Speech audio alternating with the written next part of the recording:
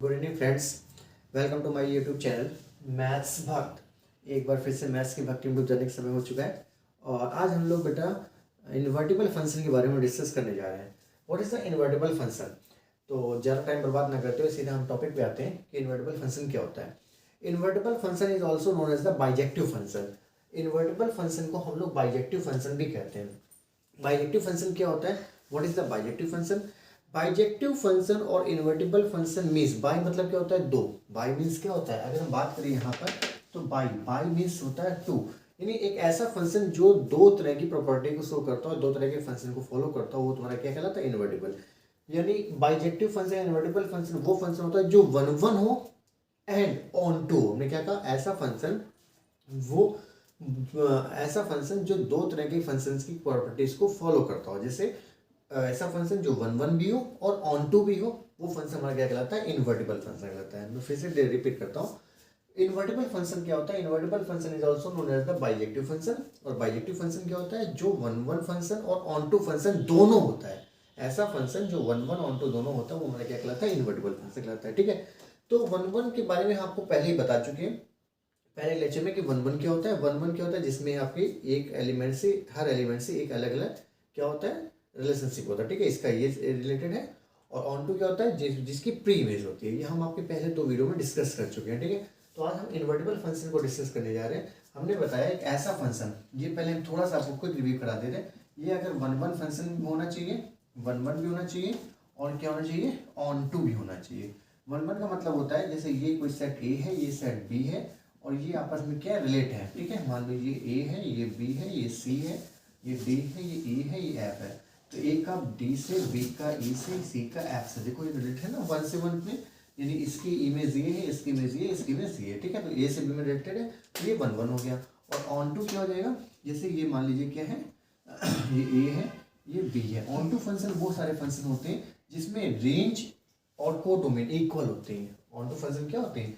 जिसमें रेंज और को डोमेन आपस में इक्वल होते हैं, वो क्या कहलाते हैं? वन वन कहलाते हैं। और वो ऑन टू कहलाते हैं। और वन वन क्या होता है? अगर आप f of x one is equal to f of x two रखते हो और एक्स वन बराबर अगर एक्स टू हो जाता है तो ये हमारा क्या होता है? वन वन होता है। क्लियर हो गया?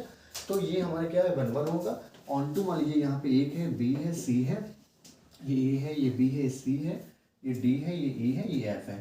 तो अभी ये इससे रिलेटेड है, ये इससे रिलेटेड है, ये क्या इससे रिलेटेड है। यहाँ जो कोई भी एलिमेंट खाली नहीं है, नहीं ना?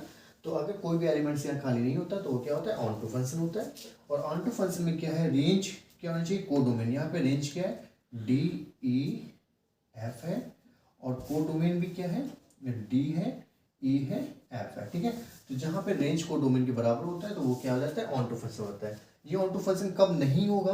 भाई देखने दोनों एक ही जैसे लग रहे हैं कि सर ये भी वन वन है, ये भी वन वन है, ये भी ऑन टू, ये भी ऑन टू है, लेकिन नहीं, ये कब वन वन ऑन टू नहीं होगा? जब यहाँ पे हम मान लीजिए यहाँ पे कोई एलिमेंट लिख देते हैं जी, ये एलिमेंट लिख दिया जी। अब देखो इसकी इमेज, इसकी प्री इमेज ये, इसकी प्री इमेज ये, इसकी प्री इमेज ये, लेकिन इसकी प्री इमेज नहीं मिल रही है। तो अब देखो यहाँ पे रेंज की बात करेगा, डी ई एफ हो जाएगा रेंज, और को डोमेन हो जाएगा डी ई एफ एंड जी, क्या हो जाएगा? को डोमेन हो जाएगा। तो इसलिए ये ऑन टू फंक्शन नहीं होगा। अगर हम यहाँ से जी को रिमूव कर दें तो ये हमारा क्या हो जाएगा? ऑन टू फंक्शन हो जाएगा। ठीक है, तो हमने क्विक रिवीजन आपको करा दिया कि इन्वर्टिबल फंक्शन क्या होता है। इन्वर्टिबल फंक्शन वो फंक्शन होते हैं जो बाइजेक्टिव होते हैं। बाइजेक्टिव क्या होता है? बाइजेक्टिव मीन्स दो, मीन्स ऐसा फंक्शन जो वन वन और ऑन टू दोनों की प्रॉपर्टी को शो करता है, वो हमारा क्या होता है? इन्वर्टिबल फंक्शन होता है। ठीक है, जैसे आपसे कहा गया द बेसिक रिलेशनशिप, ये बुक की लैंग्वेज है, the basic relationship between function and it's inverse is the F A. अगर ये एफ ए से बी पर है तो एफ इनवर्स क्या होगा? बी से ए पर होगा। क्लियर हो गया? तो अब हम एक क्वेश्चन के थ्रू आपको समझाते हैं कि किसी भी फंक्शन का इनवर्स फंक्शन कैसे निकल आता है। सो गाइस 2019 का ऐसे ही क्वेश्चन डिस्कस करेंगे और आप समझ जाएंगे इन्वर्टिबल फंक्शन कैसे निकल आता है। ठीक है,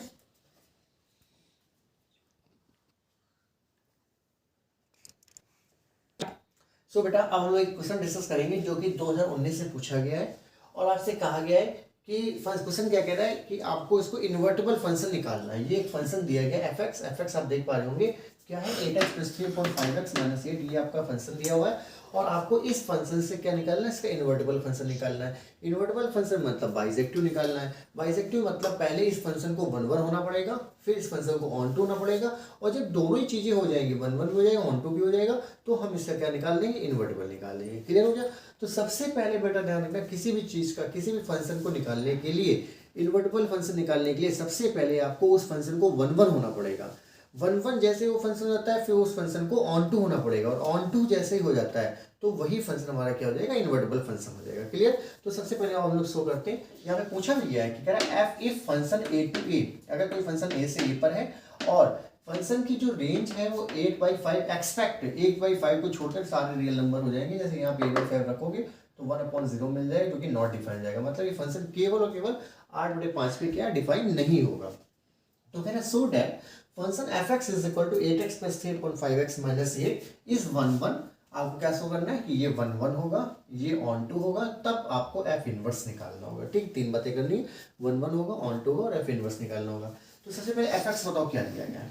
fx बराबर आपको दिया गया है 8x प्लस 3/5x माइनस 8। ठीक है, तो सबसे पहले हम लोग प्रूव करने जा रहे हैं ये 1 1 होगा। क्या होगा, 1 1 है कि नहीं, इस बात को चेक करेंगे। ठीक है, तो 1 1 के लिए हमने आपको क्या कहा था, f ऑफ x1 रखो और f ऑफ x2 अगर आपस में बराबर है तो x1 बराबर x2 हो जाना चाहिए, तो हमारा क्या हो जाएगा, 1 1 हो जाएगा।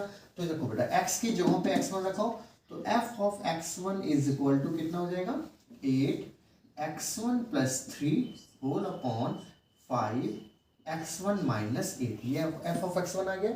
अब इसी फंक्शन में x की जगहों पर क्या लिखाओ, x2 लिखाओ।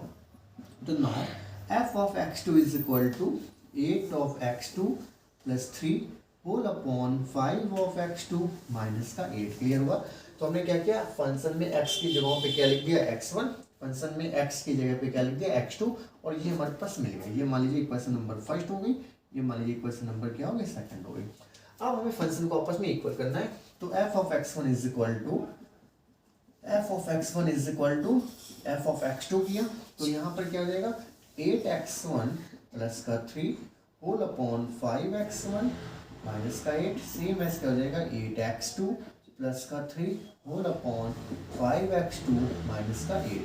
क्रॉस मल्टीप्लाई कर दीजिए, तो क्या हो जाएगा, 8x1 प्लस का 3 और क्या हो जाएगा, 5x2 माइनस का 8 is equal to 8x2 plus 3 और ये कितना हो जाएगा, 5x1 माइनस का 8।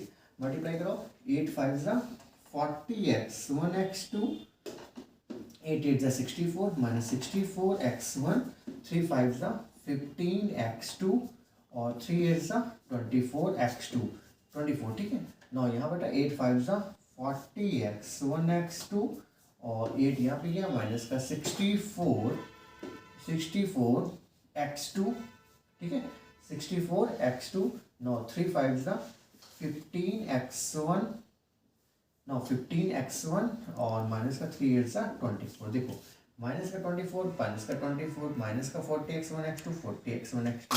ठीक है, तो बचा क्या अपने पास, बचा माइनस का 64x1 प्लस का 15x2 is equal to minus 64x2 plus का 15x1। क्लियर, x1 x2 एक तरफ कर दिया जाए, तो x1 x2 एक तरफ करोगे तो माइनस 64x1, नो माइनस का 15x1 is equal to minus 64x2, no minus का 15x2। क्लियर, 64 15 कितना होगा, 64 10 74 74 पास 79, तो माइनस का 79x1 बराबर माइनस का 79x2।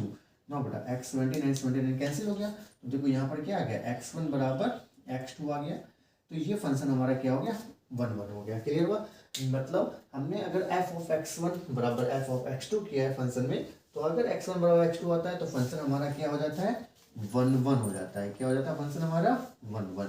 तो इस बात की बात होगी कि फंक्शन हमारा क्या हो गया, 1 1 हो गया। ठीक है, अब पहला तो हमने प्रूफ कर दिया है 1 1, अब हमें प्रूफ करना है ये फंक्शन क्या होगा, ऑन टू होगा, तो हम लोग इसको ऑन टू प्रूफ करेंगे। ठीक है, क्या करना है, ऑन।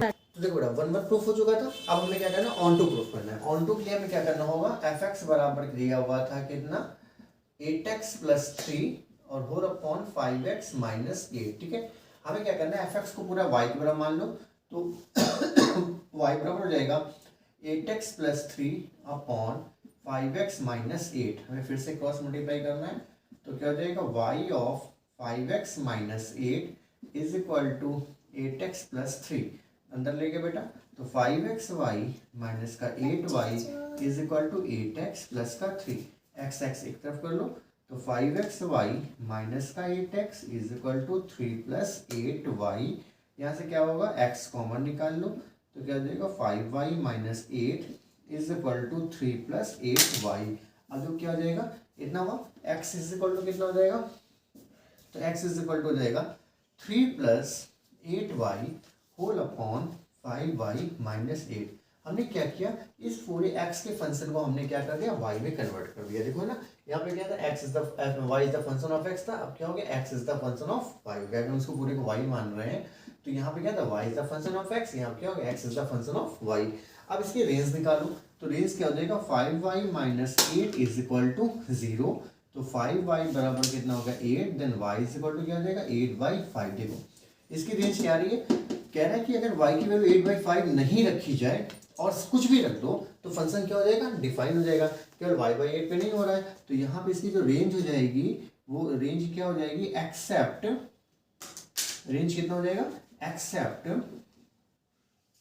8/5। तो देखिए ये हमारा y के फंक्शन की रेंज आ गई कितनी, 8/5, और यहाँ देखो x के फंक्शन की रेंज क्या थी, 8/5। तो दोनों रेंज मिल गई, रेंज मिल गई, मतलब फंक्शन क्या हो गया, hence function is onto. क्या हो गया, hence function is onto. Function onto हो गया, यहाँ फंक्शन ऑन टू हो गया, इसके पहले 1 हो गया, मतलब क्या हो गया, अब इसका इन्वर्टिबल निकल सकता है। यानी हमने क्या कहा, वही फंक्शन का इन्वर्टिबल निकलेगा जो 1 होगा और ऑन टू होगा।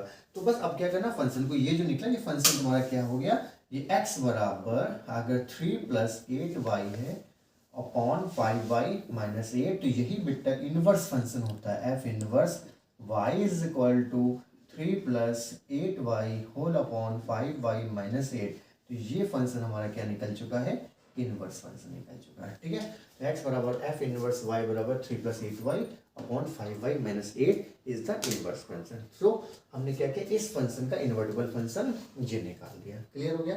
तो इन्वर्टिबल फंक्शन मेरे हिसाब से आपको समझ में आ चुका होगा। इन्वर्टिबल फंक्शन वो फंक्शन होता है जो 1 भी होगा, ऑन टू भी होगा, ऑन टू के बाद जो फंक्शन आप x का फंक्शन y के फॉर्म में निकाले, that is the invertible function. Clear बेटा। सो अब सबको ये समझ में आ चुका है, और हम लोग क्या करेंगे अब क्या करेंगे, ये जो फंक्शन है ये हमारा इन्वर्टिबल हो गया। So guys, thank you for watching my video. और जितने भी लोग चैनल पर नए हैं, प्लीज़ प्लीज़ प्लीज़ मेरा चैनल लाइक करें, सब्सक्राइब करें और ज़्यादा से ज़्यादा शेयर करें, और बेल आइकन को भी प्रेस करें। ठीक है, सो बाय।